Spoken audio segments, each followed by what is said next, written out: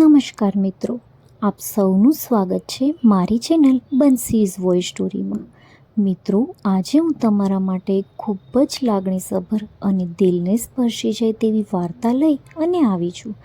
આ વાર્તા સાંભળ્યા પછી કદાચ તમારી આંખોમાં પણ આંસુ આવી જાય, તો આ વિડીયોને અંત સુધી જરૂર જોતા રહેજો. તો ચાલો શરૂ કરીએ આજની વાર્તા. વૃદ્ધાશ્રમમાં બેઠેલા આ દંપતીને ખબર નહોતી કે આજે તેમની જિંદગીનો સૌથી મોટો ચમત્કાર થવાનો છે. અમદાવાદ શહેરથી થોડું દૂર એક શાંત વિસ્તાર હતો. ત્યાં એક નાનું પણ ખૂબ જ પ્રેમાળ વૃદ્ધાશ્રમ હતું, સ્નેહધામ. આ વૃદ્ધાશ્રમમાં એવા ઘણા વૃદ્ધ લોકો રહેતા હતા જેમને પોતાના સંતાનો હોવા છતાં જીવનના અંતિમ દિવસો એકલતામાં પસાર કરવા પડતા હતા.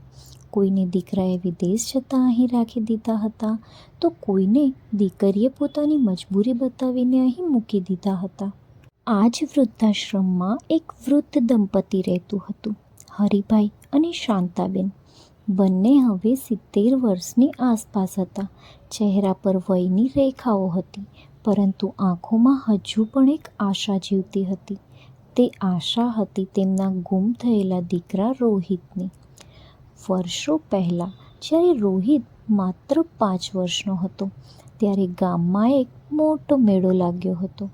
શાંતાબેન રોહિતને સાથે લઈ અને મેળામાં ગયા હતા. રમકડાં, ઝૂલા અને મીઠાઈઓ જોઈને રોહિત ખૂબ ખુશ હતો.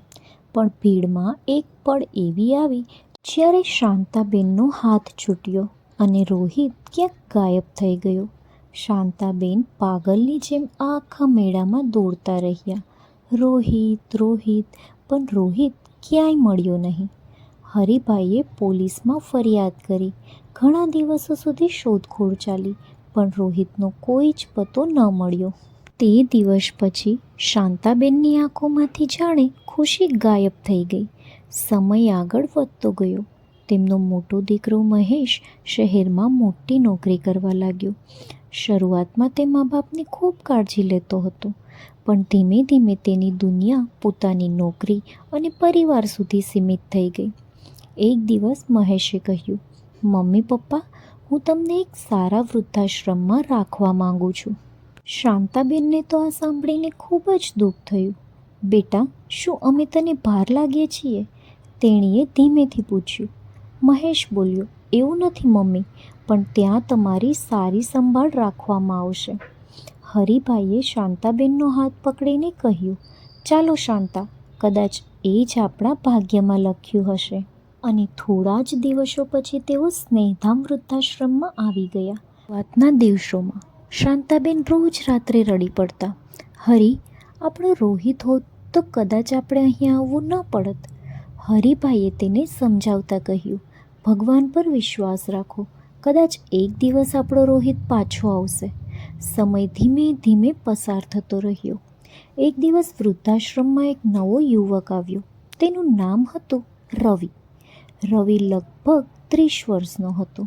તે સ્વયંસેવક તરીકે વૃદ્ધાશ્રમમાં સેવા આપવા આવ્યો હતો. રવિ ખૂબ દયાળુ અને પ્રેમાળ સ્વભાવનો હતો. તે દરેક વૃદ્ધ સાથે વાત કરતો, તેમની મદદ કરતો અને તેમને હસાવતો. થોડા જ દિવસોમાં વૃદ્ધાશ્રમના બધા લોકો તેને ખૂબ પ્રેમ કરવા લાગ્યા. ખાસ કરીને હરિભાઈ અને શાંતાબેન સાથે તેનું એક ખાસ જોડાણ બન્યું. રવિ ઘણીવાર તેમની પાસે બેસી રહેતો. શાંતાબેન તેને પોતાના દીકરા જેવી લાગણીથી ચા પીવડાવતા. એક દિવસ શાંતાબેને પૂછ્યું, બેટા, તારા મા બાપ ક્યાં રહે છે? રવિ થોડો શાંત થઈ ગયો. મને મારા સાચા મા બાપ વિશે કંઈ ખબર નથી. હું નાનો હતો ત્યારે કોઈએ મને અનાથ આશ્રમમાં મૂકી ગયા હતા. આ સાંભળીને શાંતાબેનની આંખોમાં આંસુ આવી ગયા અને તેમને ખૂબ દુઃખ થયું. તે દિવસ પછી રવિ તેમને પોતાના માતા પિતા જેવી લાગણીથી જ જોવા લાગ્યો. એક દિવસ હરિભાઈએ રવિના હાથમાં એક નાનું તિલ જોયું. તેમને તરત જ યાદ આવ્યું કે તેમના ગુમ થયેલા દીકરા રોહિતના હાથના પણ એવું જ તિલ હતું કે જેવું રવિના હાથમાં હતું. હરિભાઈએ શાંતાબેનને બધી વાત કરી. તે રાત્રે હરિભાઈ અને શાંતાબેન ઊંઘી શક્યા નહીં. શું શક્ય છે કે રવિ આપણો જ રોહિત હોય? શાંતાબેન બોલી ઉઠ્યા. આગલા દિવસે વૃદ્ધાશ્રમના મેનેજર સાથે વાત કરી અને રવિના DNA ટેસ્ટ કરાવવાનો નિર્ણય થયો. થોડા દિવસ પછી રિપોર્ટ આવ્યો. બધા લોકો ઓફિસમાં ભેગા થયા. ત્યાં રવિને પણ બોલાવવામાં આવ્યો અને ઓફિસના મેનેજર બોલ્યા, રવિ, તને એક સત્ય જાણવું પડશે. હરિભાઈની આંખોમાં આંસુ હતા. બેટા, તું અમારો જ ગુમ થયેલો દીકરો રોહિત છે. આ સાંભળીને રવિ કંઈ બોલી જ ન શક્યો. રવિને વિશ્વાસ જ ન આવ્યો. તે બોલ્યો, શું? ખરેખર? શાંતાબેન દોડીને આવી અને તેને ગળે લગાવી લીધા. હા બેટા, તું અમારો રોહિત જ છે. ભગવાને અમને ફરી મળાવ્યા. રવિ પણ રડી પડ્યો. વર્ષો પછી તેને પોતાના માતા પિતાનો પ્રેમ મળ્યો હતો. થોડા દિવસ પછી રવિએ એક મોટો નિર્ણય લીધો. તેમણે આ નિર્ણય પોતાના માતા પિતા માટે લીધો હતો. રવિ બોલ્યો, મમ્મી પપ્પા, હવે તમે અહીં નહીં રહો. તમે મારી સાથે ઘરે ચાલશો. હરિભાઈએ પૂછ્યું, પણ બેટા, તારી નોકરી? રવિએ હરિભાઈ સામે જોયું અને હસ્યો. મારા માટે દુનિયાની સૌથી મોટી નોકરી. હવે તમારું ધ્યાન રાખવું છે. તે દિવસ પછી હરિભાઈ અને શાંતાબેન ફરી પોતાના દીકરા સાથે રહેવા લાગ્યા.